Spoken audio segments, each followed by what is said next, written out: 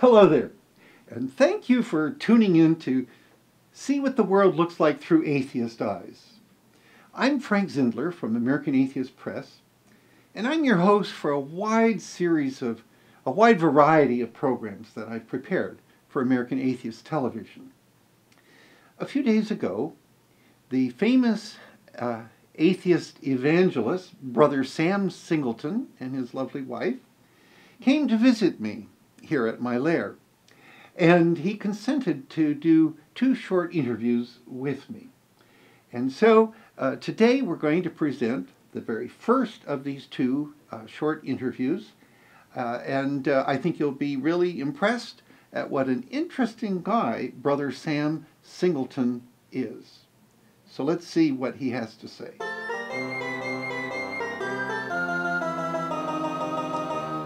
Today, I am absolutely delighted to have as my guest Brother Sam Singleton, Atheist Evangelist, doing all the things I longed to do myself, but he's actually doing them.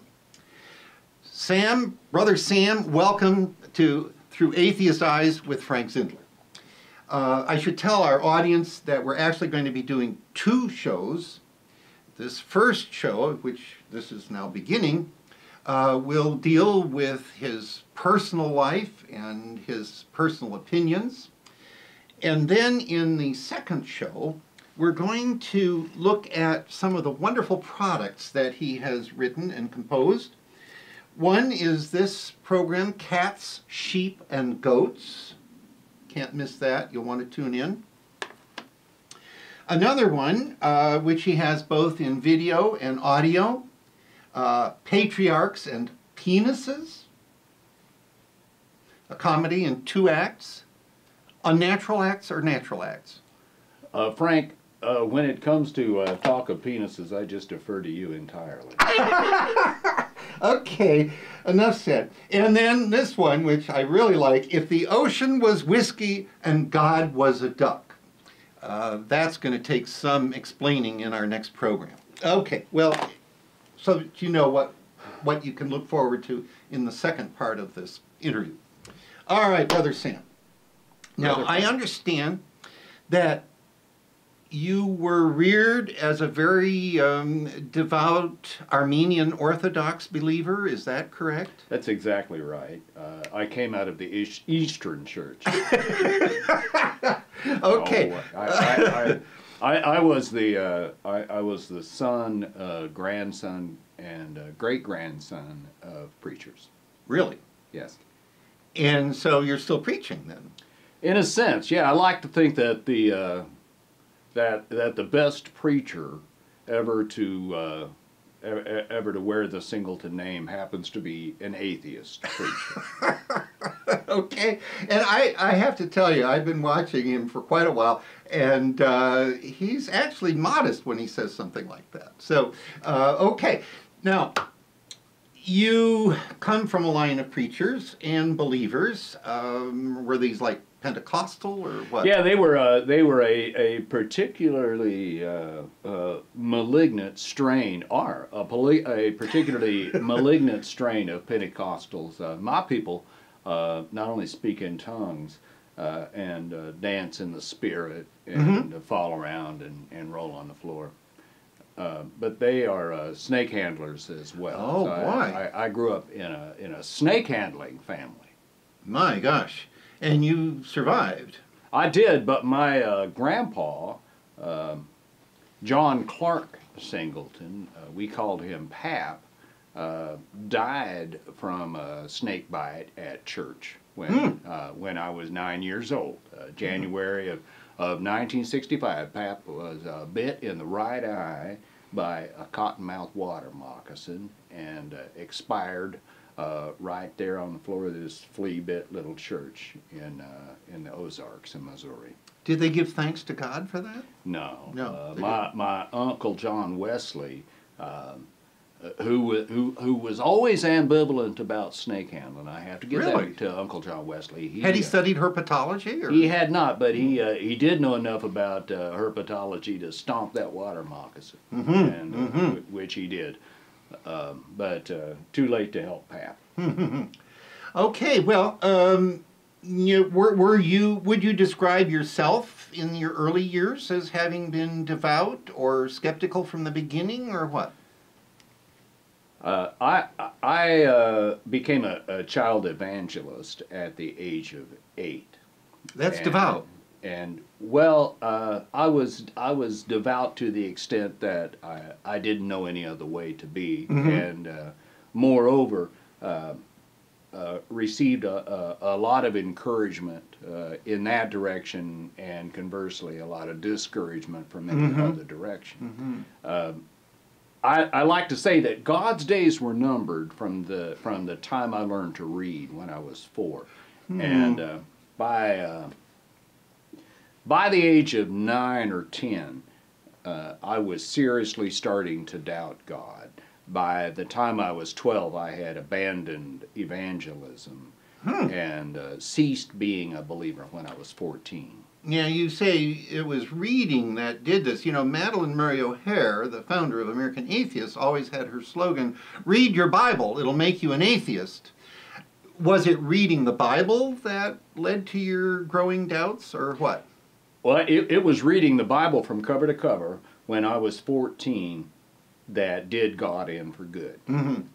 I think reading in general, and one of the great discoveries of my life was that I could take out any number of books about any subject from any library. Yeah. My family moved constantly. We always went to whatever the local library was, and my curiosity led me to read all sorts of things, and in some way or other, most everything I read disinclined me to believe in God.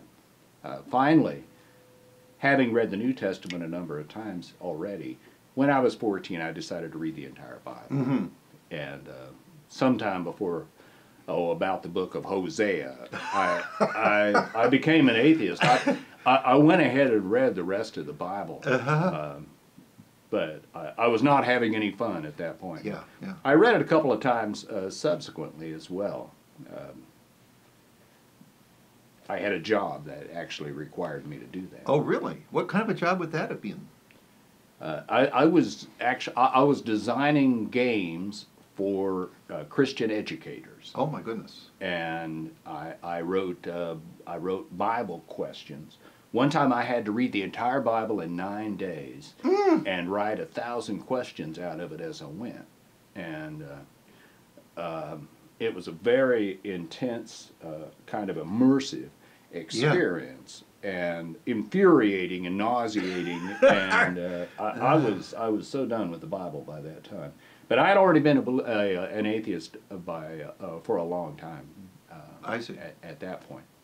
But it was it was exactly as Sister Madalyn said, that reading the Bible quite literally made an atheist of me. That's wonderful, yeah.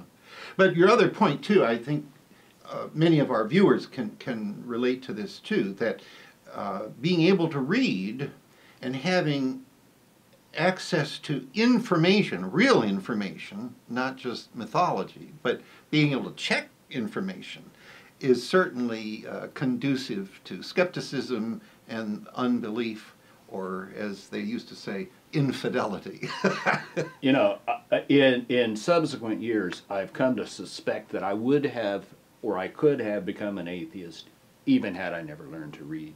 Really? I think the other great driver toward atheism was, in my case, just moral observation, and the obvious inconsistency with my developing sense of ethics and morality and humaneness and empathy. They were at such odds with what I observed in my day-to-day life and the practice of the religious people in my life that I'm pretty sure that my own ethos would have eventually crowded God out. As I say, when people base their morality on a fiction, there's no telling what they'll do. Sure, sure. There's no anchor point that you can relate in the real world, and so anything can Exactly can right. result. Yeah. It was just very unsatisfying and unsatisfactory for me. My big turning point, although not what ultimately made me an atheist, but what really conduced, is there such a word, conduced? But anyway, what really got me going was all of the genocides in the Old Testament, and God himself commanding, kill the Midianites, the Hivites, the Hittites, the Girgashites, and the parasites, maybe, I don't know, but still, it was this moral dimension which you are indicating that really revulsed me. And the first thing that did it for me was racism in my own family. I came of age during the civil rights, what people now regard as the civil rights era. I grew up in a very racist environment. My home was racist. Church was racist. Yeah, sure. It was especially racist. That troubled my own sense of fairness at a very early age. It just bugged me as a kid. Good for you. Good for you. And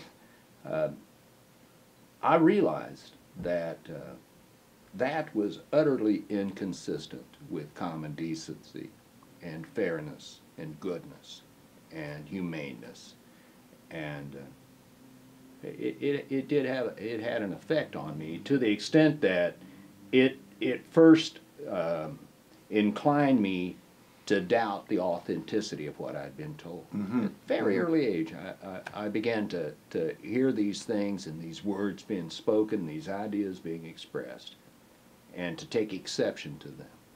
Well, you're a very exceptional man, Brother Sam. All right, we've found out now what led you to your atheism.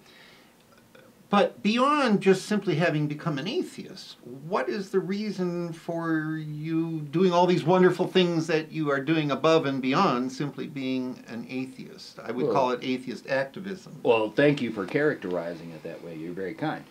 I see my job as that of an entertainer, unlike a legitimate evangelist. I don't count my purpose as converting the unconverted. I do use the term reversion. Particularly reversion to the natural atheistic state into which we all are born. Yeah, yeah. I like to see that happen, but I don't regard that thing as my job. My function is to entertain. If anybody can use a laugh or some encouragement, it is any atheist living in the USA. Okay. This is a difficult time and a difficult place in which to be an atheist. And if something I do lightens the load for the occasional atheist, well then, my work has not been in vain. Oh, great. You know, you mentioned it's not easy to be an atheist in America. In recent events, we see that it's been even more difficult to be an atheist in France. And we recently witnessed the massacre of the staff at Charlie Hebdo in Paris. And I'm wondering if you have any opinion about that, or any observations about that. One is, I'm not aware if any of the 12 people who were murdered in cold blood by the maniacs in Paris were atheists. Oh, really? They may have been. They may well have been believers. Certainly, believers historically and in the present day are far likelier to kill other believers than they are to kill atheists. And you know, we know that inter-sectarian violence is a common feature of life and has been for a very long time. So they may or may not have been atheists, but they were satirists. Yeah. And I do satire. Yeah, right. Satire is how I make my living. And I feel a kinship. I might observe it. I've never looked at an issue of Charlie Hebdo. So I can't speak to the content. Yeah. I will say that I'm fairly circumspect about what I ridicule, and I operate within some fairly strongly held moral and ethical limits. There are things that I don't say. Yeah, yeah. I don't take personal shots at people, as an example. But some things not only deserve but require ridicule. And the satirist's job is to trespass on someone else's sacred ground. And I'm proud to be a part of that wonderful, deep tradition. However slightly, I take that work very seriously, and I try to attend to it the care and respect that I think it deserves. Now, what do you think about the Pope's almost defense of the... As I understand it, what Pope Frank I said is that you just oughtn't to, and I'm gonna paraphrase Pope Francis here, that it's wrong to ridicule someone else's religion. Yeah. It's wrong to mock someone else's religion, and I think that is a morally and intellectually dangerous statement for anybody who purports to be a leader of people. Some millions of people will turn out this weekend to see Pope Francis offer a mass in Manila in the Philippines. And those people, rightly or wrongly, look to him for guidance. But moreover, they look to his words as having the effect of law. And they ought not only to do what he says, they are commanded to do what he says. To give aid and comfort to the murderous slime who shot down those satirists in Paris is absolutely wretched and unsupportable, and shame on him. Shame on him indeed. Brother Sam, we kind of actually jumped ahead of where my logic was trying to lead us. If we can back up just a bit. After you became an atheist, and now, well, you're, say, not an atheist activist, but as a satirist, how did your family respond to this? How did Cousin Palmer and other people react to your changed persona? I lost every single person in my family. Oh, my goodness. With the exception of one Cousin Palmer. Most of my friends abandoned me. But my family, in spite of my never having fallen out with them formally, there was no angry exchange of words. You know, there was no sort of rift suddenly occurring. You know, the kinds of things that you would think of precipitating a break in a family. None of it happened. Moreover, out of perhaps a misplaced concern for their feelings, I never exposed them to my life as an atheist. Avoided the word atheist around them. Sometime after after Brother Sam began touring, members of my family, by their own means, discovered Brother Sam and Brother Sam's work, and based on that, decided to estrange themselves from me, and in spite of us always having been very close. And one doesn't suddenly cease loving instantaneously because of some precipitating event, and that certainly is the case in my life. These are people that I dearly, dearly love. By far the most difficult part of what I do is waking up every day knowing that contact with the people I love most is denied me, and it's going to go on being denied me, with the exception of Cousin Palmer. And Palmer stayed, he and I are the same, well, he's a year older.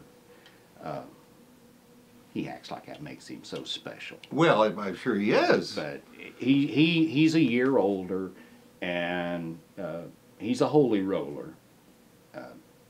Palmer has a squeaky voice. I don't hold it against him, but he's got a squeaky voice. I say, he can be a preacher, and because he's got this little voice, and I think he's jealous of me. Is what it is. But anyway, Palmer and I, we have remained very close, and Palmer sticks by me, and we have an agreement whereby we are totally free to speak to each other. I can say "God damn" to Palmer, and he hates it, but it isn't enough to drive him away. I told Palmer, I said, Palmer, I say "goddamn" with a little G, but it's okay if you hear it with a big G. And, but you know, we're still close. Yeah. We talk on the phone.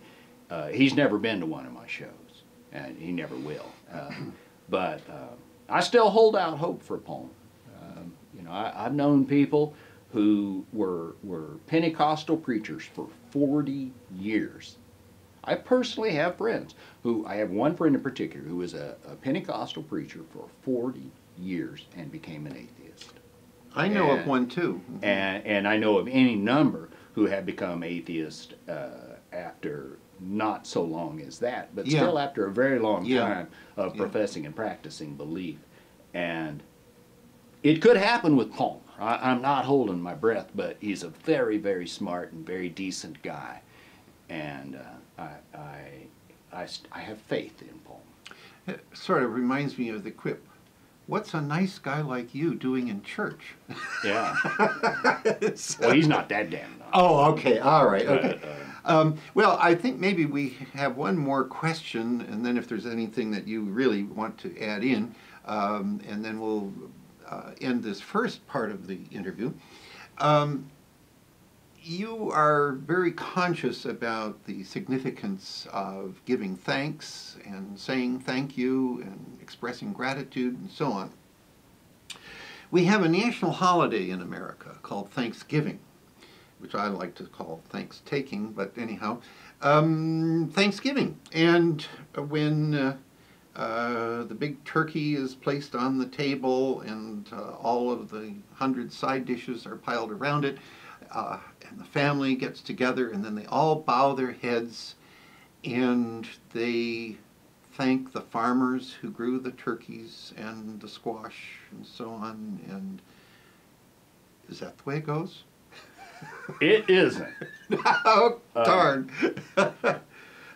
Yeah, it's sad. There are so many people who toil in the absence of common gratitude. Yes. We are surrounded by people who, in various ways, enable and facilitate the conduct of our day-to-day lives. And very often, they do that without our expressed gratitude. Yeah. Very often, there are people we know personally who add to the experience of our lives.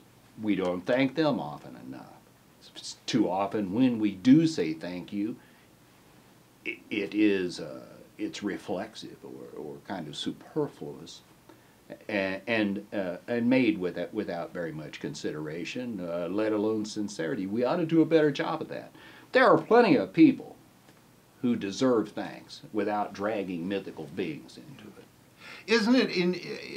It seems to me even insulting to be thanking something that cannot be detected and passing up all of the real people, some of whom may even be right there at that same Thanksgiving table, who were integral in, well, if not anything else, preparing the food, and maybe even growing the food. So ignore them, and you give your thanks to something that is indetectable. It's truly perverse. It really is. The ability to recognize and appreciate the very human need to be acknowledged and to be told those simple words, thank you. Yeah. So as to think, or to thank this whatever this thing is that doesn't exist. Yeah. It goes back to simple politeness. You know? Right. Well, I'm not going to be falling afoul of that. I'm going to thank you for this first part of our interview. You're welcome. And thank and shake your hand as well. So that's the end of this first part, but certainly you'll want to tune in to our next program, where we're going to look at the wonderful DVDs, CDs, and books that Brother Sam Singleton, Atheist Evangelist, has produced, and in that program we'll tell you how you can get them. And that second program that we do in the nude, right? Oh, just you. Well, I'm tune sorry. in and see. I have a costume. We'll let Frank will be nude. Brother Frank will be nude for the next one. So tune in. You can do the loincloth or just the whole. Well, I have to see what I've got in the costume closet.